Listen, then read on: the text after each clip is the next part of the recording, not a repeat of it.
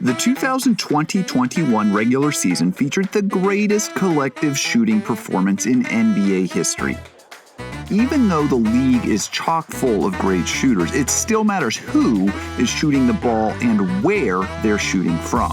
Let's take a look at the league's leading scorers, its most efficient shooters, and its least efficient volume shooters from everywhere on the floor. Even though three-pointers have revolutionized the NBA, the best shots in the league still happen near the rim. And nobody scored as many points in the paint this season as Zion Williamson, who made 616 field goals in the lane this season, by far the most in the league.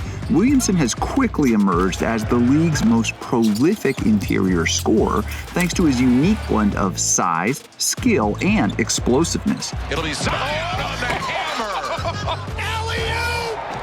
Zion! The flush! Posterized, baby! Zion Williamson! As good as Zion is, he's still not as efficient in the lane as Giannis Antetokounmpo. Giannis has led the NBA in points in the paint in the last few seasons, and even though Zion overtook him this year, Giannis is still the most efficient volume interior scorer in the NBA. Why? Because of his ability to create dunks as both a driver and as a rebounder. Very few defenders in the league can stop him once he gets close to the rim. On the flip side, no volume paint scorer was less efficient this year than New York's R.J. Barrett. It's not uncommon for young guards and wings to struggle in the paint, and that's exactly what we're seeing with Barrett, who was drafted in 2019. This season, Barrett converted just 48.5% of 598 paint shots. That's not great, but Knicks fans should not be discouraged here. Barrett is getting better every day, and it's fair to expect these numbers to improve over the next few years. Let's move out of the paint to the baseline jump shooting areas inside the arc. Nobody scored more here than Nikola Vucevic, who split time between Orlando and Chicago this season. Still, regardless of where he played, Vooch was hitting jumpers from the baselines. He's one of the best shooting bigs in the league, and he made 91 buckets in these areas, but he wasn't the most efficient volume shooter here. That distinction belongs to Khris Middleton, who is one of the league's most versatile scorers. Middleton can score from everywhere and thrives in the mid-range. He hit over 51% of his shots in these zones, which was the best such mark in the league. Middleton with a nice looking turnaround. He is the master of the mid-range. On the flip side, Julius Randle was the least efficient here. Randle made 38.8% of his 188 attempts here, in part because he took a ton of really tough shots. Randle deserved to win the league's Most Improved Player award this year, but these difficult shots from the baselines didn't help his case. It's gone cold. Let's move up to the mid-range areas around the elbows and the free throw line. Folks, Chris Paul owns this area. Not only did he lead the league in buckets from here, he was also among the most efficient shooters here too. Paul can get to his jumper off the bounce as well as any guard in the game, and his ability to knock down these unassisted mid-rangers is a huge part of his game. CP3 made 200 buckets in this zone, by far the most in the league, and he made a ridiculous 53.8% of his shots here too. All 16 seasons of grandeur, splendor down the stretch. The only shooter that could match that efficiency was Kevin Durant, who also made 53.8% of his shots in this area. Nobody can match Durant's mix of size, skill, and shooting, and it shows in these numbers. One reason he is so unstoppable is he can pull up from anywhere and release a jumper that is both unblockable and reliable. Simply put, he's one of the best scorers this league has ever seen. Durant? Oh yeah! Unstoppable! Anthony Edwards had a strong rookie year in Minnesota. Who could forget this dunk? Anthony Edwards! Put that on a poster! That moment showed us all why the Wolves picked Edwards #1 in the 2020 draft. But Edwards' game is still a bit raw, and he was the least efficient volume shooter in these elbow areas, hitting just 25.7% of 105 tries here. That's not good, folks, but again, it takes time to develop these skills, so young players like Edwards, they deserve some slack here. Okay, let's move to three-point territory and start in the corners. Nobody made more corner threes this year than Danny Green, who has been part of the last two NBA championship teams and who the Sixers brought in to add spacing around Ben Simmons and Joel Embiid. Green knocked down 100 corner threes this year. Danny Green, he's got it going on, my friends. He hit 44.4% of his tries, which was also really strong, but not as efficient as Marcus Morris, who hit a ridiculous 54.6% of 110 corner three tries this season. Morris has evolved into one of the most accurate catch-and-shoot guys in the league, and his insane numbers in the corners prove that. Marcus Morris Sr. is flying around in a sea of flame and smoke. Jordan Clarkson, the league's sixth man of the year, is on the other end of the spectrum. Clarkson and the Jazz were monsters from downtown all year long, but Clarkson's corner numbers were not a huge reason why. He hit just 28.6% of 119 corner threes this year.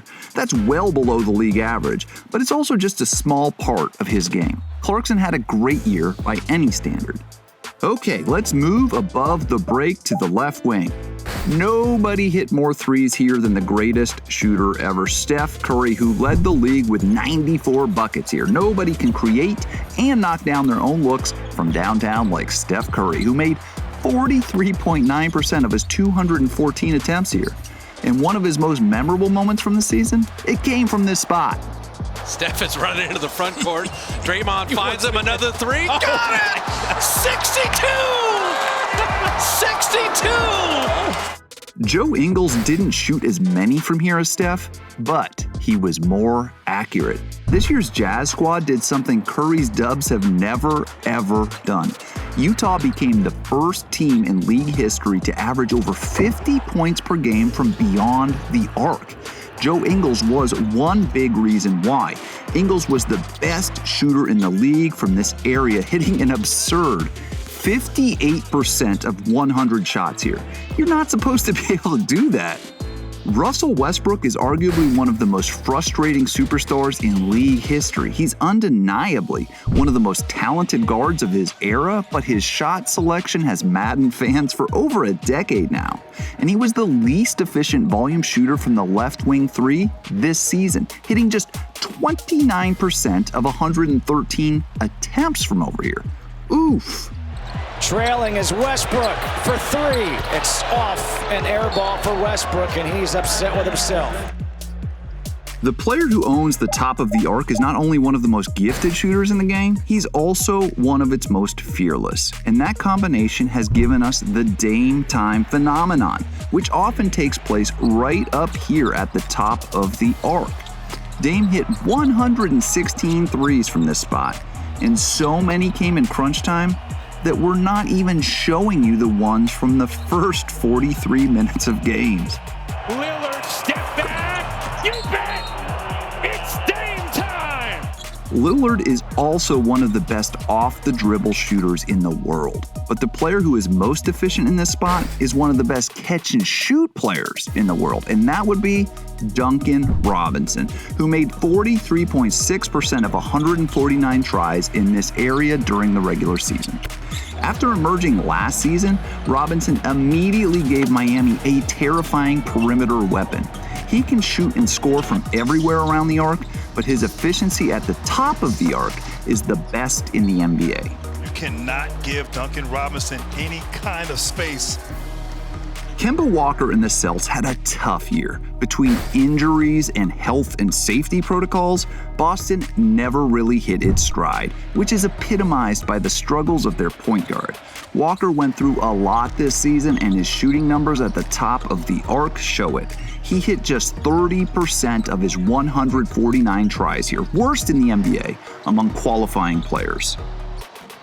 Let's swing over to the right wing now, and guess what? Steph Curry is both the most prolific and the most efficient shooter in the league on this side. That's right, Curry led the NBA in scoring from both the left wing and the right wing. Curry hit a ridiculous 47.4% of 213 attempts in this area, and it's that combination of world-class volume and top-flight efficiency from downtown that has made Curry one of the biggest superstars in the game.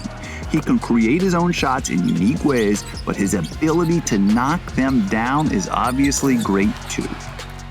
Eric Bledsoe has had a nice career, but he's no Curry from downtown. He was the least efficient scorer here, making just 28.9% of 104 shots here. That's not good, especially considering that since Bledsoe shares the court with Zion Williamson, the NBA's king of the paint, defenses will go to extremes to protect the lane and challenge the Pelicans to beat them with jumpers. They're going to dare Eric Bledsoe to shoot that ball.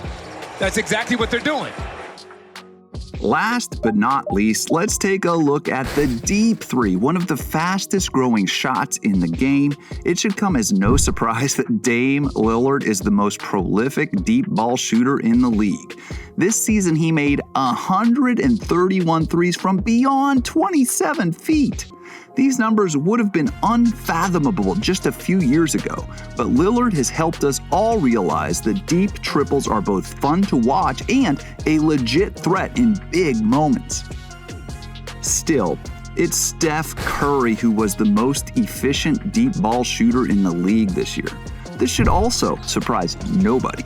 The best shooter ever hit a ridiculous 39.1% of his 292 deep tries this season. And like Lillard, Curry's ability to drain threes from deep is not only awesome to watch, it's changing how opponents have to defend the court. Yo, the unlimited range is bamboozling everyone. These guys put the space in the pace and space era, and they make shooting from 30 feet look easy. But not everyone is great at it. Charlotte's Devonte Graham made just 27.4% of his deep threes this year. That's the lowest such figure in the league. But let's be honest, that's not that bad. After all, shooting a basketball from 10 yards away is a pretty tough task. And even though Lillard and Curry have made it look easy, they are exceptional, and the rest of the league is still catching up to them.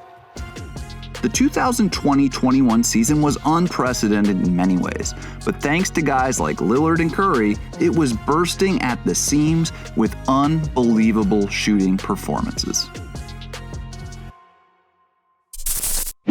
Thanks for watching ESPN on YouTube. For live streaming sports and premium content, subscribe to ESPN+.